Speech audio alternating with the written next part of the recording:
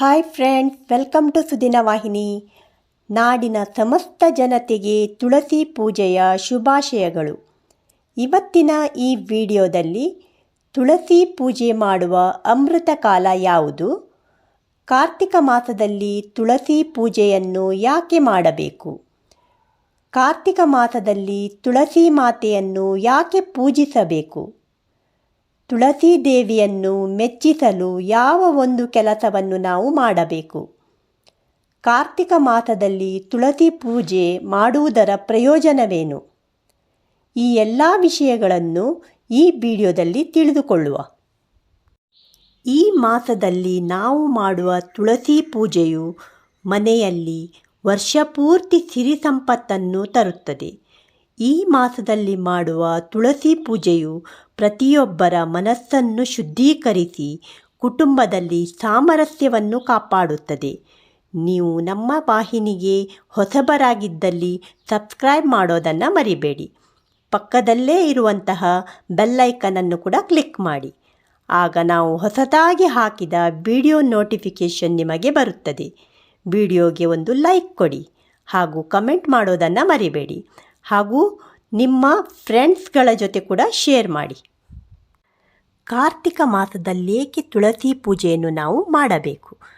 ಕಾರ್ತಿಕ ಮಾಸದ ಶುಕ್ಲ ಪಕ್ಷದ ದ್ವಾದಶಿ ತಿಥಿಯಂದು ತುಳಸಿ ವಿವಾಹ ಅಥವಾ ತುಳಸಿ ಪೂಜೆ ಮಾಡಲಾಗುತ್ತದೆ. ಈ ಮಾಸದಲ್ಲಿ ತುಳಸಿಯನ್ನು ಮೆಚ್ಚಿಸುವುದು ತುಂಬನೇ ಸುಲಭ ಎನ್ನುವ ಒಂದು ನಂಬಿಕೆ ಇದೆ. ತುಳಸಿಯನ್ನು ಸಂತೋಷಪಡಿಸಿದಾಗ ಲಕ್ಷ್ಮೀದೇವಿಯು ಆಕೆಯ ಅಗಾಧವಾದ ಆಶೀರ್ವಾದವನ್ನು ಸುರಿಸುತ್ತಾಳೆ.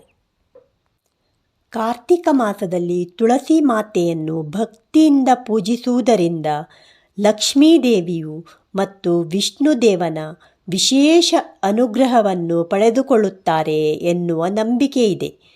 ಈ ಮಾಸದಲ್ಲಿ ಜನರು ತುಳಸಿಗೆ ಸಂಬಂಧಿಸಿದ ಅನೇಕ ವಿಧದ ಪರಿಹಾರವನ್ನು ಮಾಡಲು ಇದು ಕೂಡ ಒಂದು ಕಾರಣವಾಗಿದೆ.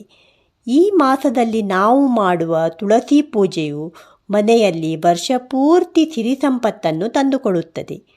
ಈ ಮಾಸದಲ್ಲಿ ಮಾಡುವ ತುಳಸಿ ಪೂಜೆಯು ಪ್ರತಿಯೊಬ್ಬರ ಮನಸ್ಸನ್ನು ಶುದ್ಧೀಕರಿಸಿ ಕುಟುಂಬದಲ್ಲಿ ಸಾಮರಸ್ಯವನ್ನು ಕಾಪಾಡುತ್ತದೆ. ತುಳಸಿ ದೇವಿಯನ್ನು ಮೆಚ್ಚಿಸಲು ಯಾವ ಒಂದು ಕೆಲಸವನ್ನು ನಾವು ಮಾಡಬೇಕು? ಕಾರ್ತಿಕ ಮಾಸದಲ್ಲಿ ತುಳಸಿ ದೇವಿಯನ್ನು ಮೆಚ್ಚಿಸುವುದಕ್ಕಾಗಿ ಹಲವಾರು ಕ್ರಮಗಳನ್ನು ಕೈಗೊಳ್ಳಲಾಗುತ್ತದೆ. ಆದರೆ ಈ ಮಾಸದಲ್ಲಿ ಸಂಜೆ ತುಳಸಿಯ ಮುಂದೆ ದೀಪವನ್ನು ಹಚ್ಚುವುದು ವಿಶೇಷ ಮಹತ್ವವನ್ನು ಹೊಂದಿದೆ. ಆದ್ದರಿಂದ ನೀವು ತಾಯಿ ತುಳಸಿ ಮತ್ತು ಭಗವಾನ್ ವಿಷ್ಣು ಮತ್ತು ತಾಯಿ ಲಕ್ಷ್ಮೀದೇವಿಯನ್ನು ಮೆಚ್ಚಿಸಲು ಮತ್ತು ಅವರ ಆಶೀರ್ವಾದವನ್ನು ಪಡೆಯಲು ಬಯಸಿದರೆ ಸಂಪೂರ್ಣ ಕಾರ್ತಿಕ ಮಾಸದಲ್ಲಿ ಪ್ರತಿದಿನ ಸೂರ್ಯಾಸ್ತದ ನಂತರ ತುಳಸಿಯ ಮುಂದೆ ಮುಸ್ಸಂಜೆಯ ಸಮಯದಲ್ಲಿ ಮಾತ್ರ ಅಲ್ಲ, ಮುಂಜಾನೆ ವೇಳೆ ಕೂಡ ದೀಪವನ್ನು ಬೆಳಗಿಸಬೇಕು. ಇದು ನಿಮಗೆ ಸಾಕಷ್ಟು ಲಾಭವನ್ನು ತಂದುಕೊಡುತ್ತದೆ. ವಿಷ್ಣು ಸಾಲಿಗ್ರಾಮದ ರೂಪದಲ್ಲಿ ತುಳಸಿಯ ಹೃದಯದಲ್ಲಿ ನೆಲೆಸಿದ್ದಾನೆ ಎನ್ನುವ ನಂಬಿಕೆ ಇದೆ. ಈ ಕಾರಣದಿಂದಲೇ ಕಾರ್ತಿಕ ಮಾಸದಲ್ಲಿ ತುಳಸಿ ಪೂಜೆ ಮತ್ತು ಅದರ ಕೆಳಗೆ ದೀಪವನ್ನು ಹಚ್ಚುವ ಸಂಪ್ರದಾಯವಿದೆ. ಈ ಕಾರಣಕ್ಕಾಗಿ ಕಾರ್ತಿಕ ಮಾಸದಲ್ಲಿ ತುಳಸಿ ಮತ್ತು ಸಾಲಿಗ್ರಾಮಕ್ಕೂ ವಿವಾಹವನ್ನು ಮಾಡಿಸಲಾಗುತ್ತದೆ.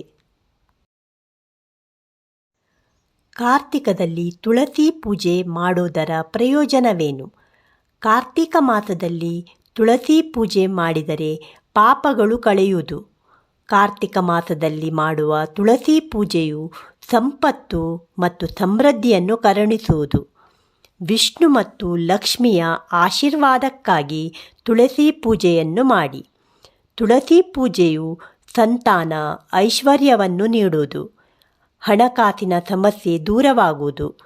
ಕಾರ್ತಿಕ ಮಾಸದಲ್ಲಿ ತುಳಸಿ ಪೂಜೆ ಮಾಡುವುದರಿಂದ ವ್ಯಕ್ತಿಯು ವಿಷ್ಣು ಮತ್ತು ಲಕ್ಷ್ಮೀದೇವಿಯ ಆಶೀರ್ವಾದವನ್ನು ಪಡೆದುಕೊಳ್ಳುತ್ತಾನೆ ಮತ್ತು ಅವನು ಕೌಟುಂಬಿಕ ಸಮಸ್ಯೆಗಳಿಂದ ಪರಿಹಾರವನ್ನು ಪಡೆದುಕೊಳ್ಳುತ್ತಾನೆ ಎನ್ನುವ ನಂಬಿಕೆ ಇದೆ.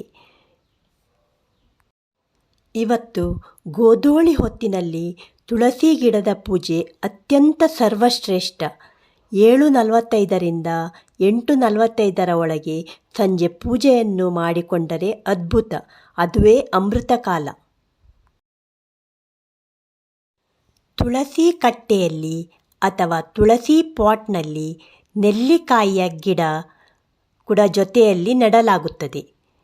ನಿಮಗೆ ಸಾಧ್ಯವಿರುವಷ್ಟು ದೀಪಗಳನ್ನು ಕೂಡ ಹಚ್ಚಿ. ಈ ದೀಪವನ್ನು ಜಾಸ್ತಿ ಹಚ್ಚಿದಷ್ಟು ಒಳ್ಳೆಯದು.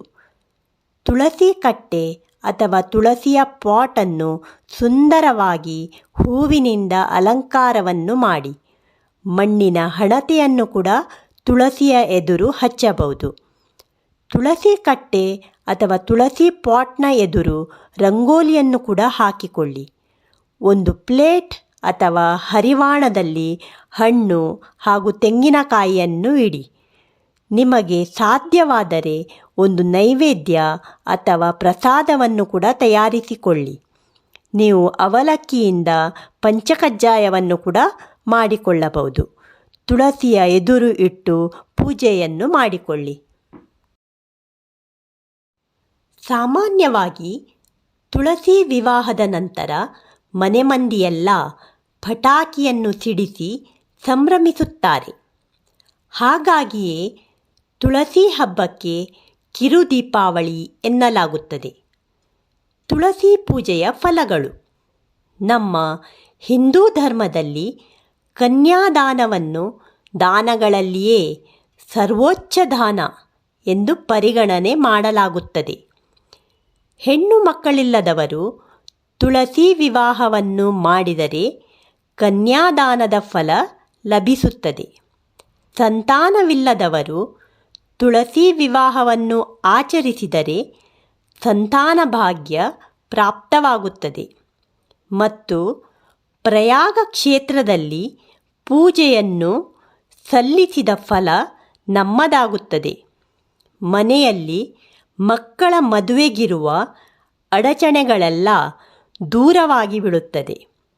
ತುಳಸಿ ಪೂಜೆಯನ್ನು ಮಾಡುವುದರಿಂದ ಮನೆಯವರಿಗೆಲ್ಲ ಉತ್ತಮವಾದ ಆರೋಗ್ಯ ಹಾಗೂ ಆಯಸ್ಸು ಲಭಿಸುತ್ತದೆ ಹಾಗೂ ಮನೆಯಲ್ಲಿ ಸುಖ ಸಮೃದ್ಧಿ ಲಭಿಸುತ್ತದೆ. ಪ್ರತಿ ಮಹಿಳೆಯು ತನ್ನ ಪತಿಯ ಆಯಸ್ಸು ವೃದ್ಧಿಗಾಗಿ ಹಾಗೂ ಒಳಿತಿಗಾಗಿ ತುಳಸಿ ವಿವಾಹವನ್ನು ಆಚರಿಸಬೇಕು.